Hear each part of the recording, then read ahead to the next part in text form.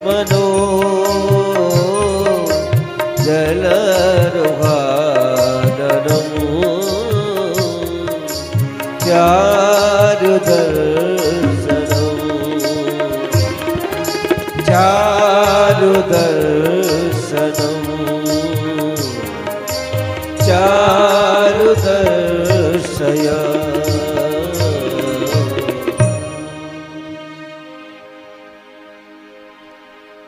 गोपियों ने अपने अपने भाव प्रकट किए। हे गोपाल,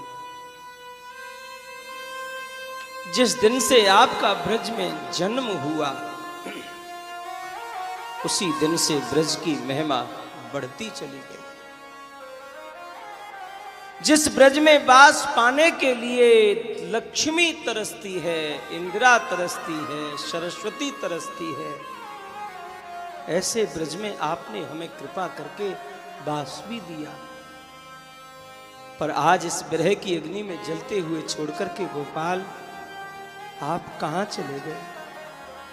कन्हैया, हम आपके बिना मोल की दासी हैं। आप न मिले तो हम आपके विरह में रो रो करके मर जाएंगी कन्हैया। पर हम आपके सिवाय किसी और को इस दिल में नहीं बसा सकते।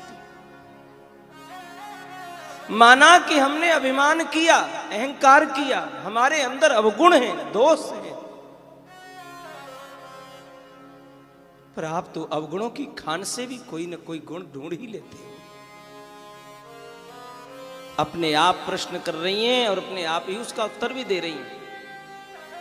गोपाल, यदि आप ये सोच रहे हो कि गोपियों मैं तुम्हें कैसे मिलूं, अरे मैं तो उसे प्राप्त होता हूं जो मुझे पाने के लिए अपना सब कुछ त्याग देता है।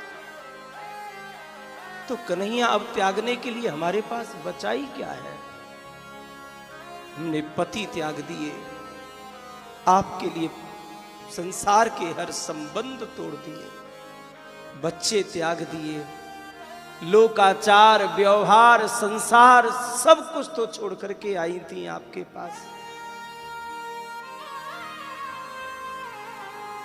और क्या त्यागे कन्हैया आपके लिए, हम बताओ तो सही। यदि तुम ये सोच रहे हो कि गोपियों मैं तो उसे प्राप्त होता हूं जो मेरे वियोग में प्राणों को त्याग देता है, तो कन्हैया ऐसी महान आत्मा हमारी कहां है?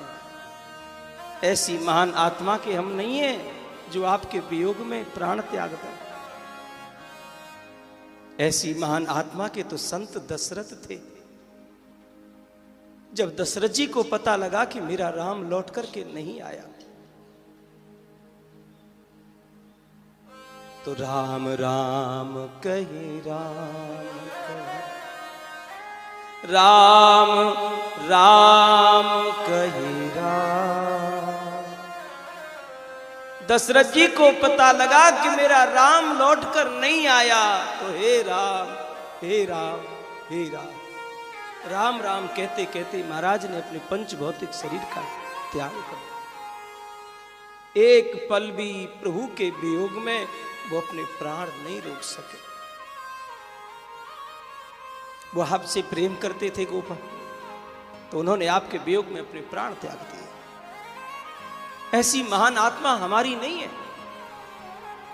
लेकिन एक प्रश्न है कन्हैया आपसे हमारा, यदि आपका प्रेमी आपके वियोग में प्राण त्याग देता है और आप उसी को प्राप्त होते हो, या आपके प्रेम का ये नियम है कि आपका प्रेमी आपके वियोग में प्राण त्याग देता है,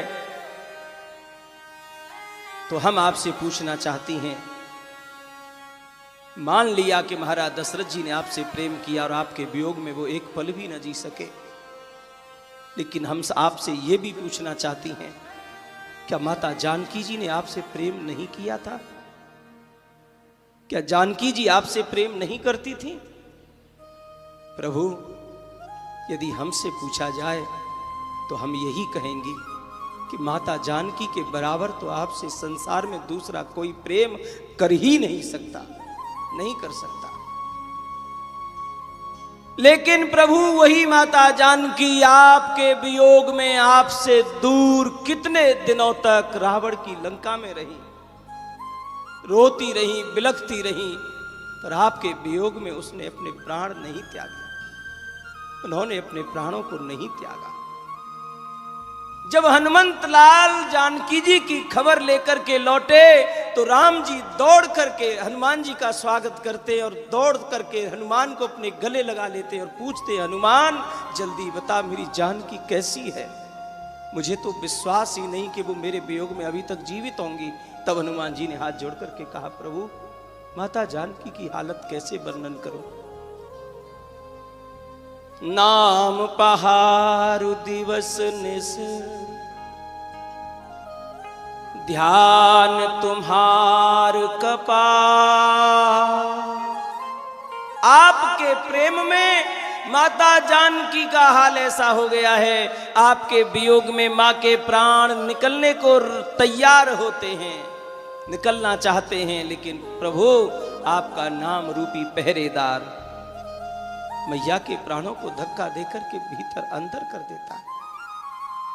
माता के प्राण उन पहरेदारों को भी धक्का देकर के बाहर निकलने की चेष्टा करते हैं, तो आपका ध्यान रूपी द्वार बंद हो जाता है और उस पर नाम रूपी ताला ऐसा लगता है कि माता को प्राणों को निकलने के लिए कहीं से जगह नहीं मिलती। बस आपके नाम के सहारे वो अभी तक जीवित है प्रभु, अभी तक जीवित है। गोपी कहती है, गोपाल यही दशा हमारी हो रही है, हम तो चाहती हैं हमारे प्राण निकल जाएं, हम आपके वियोग में जीना नहीं चाहती, हम चाहती हैं हमारे शरीर को तुरंत आग लग जाए, पर कन्हैया प्राण हमारे निकल ही नहीं सकते। क्यों? क्योंकि हमने आपकी कथा सुनी है, और आपकी कथा तो कन्हैया जीव को अमर बना देती है। तब कथामृतम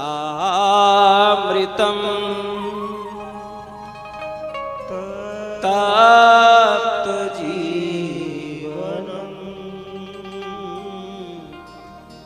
कथा से जीव अमर हो जाता है। जब तक आपके नाम आपकी कथा हमारे अंदर गूंज रही है कन्हैया, ऊपर नीचे तक हमारे प्राण निकल नहीं सकते, नहीं निकल सकते। और सुनो लाला, जीवन भर आकर मत मिलना, हम आपके वियोग में जीवन भर रोती रहेंगे, बिलखती रहेंगे, और आपके सिवाय हम किसी और को इस दिल में बसाएंगे नहीं बसाएंगे।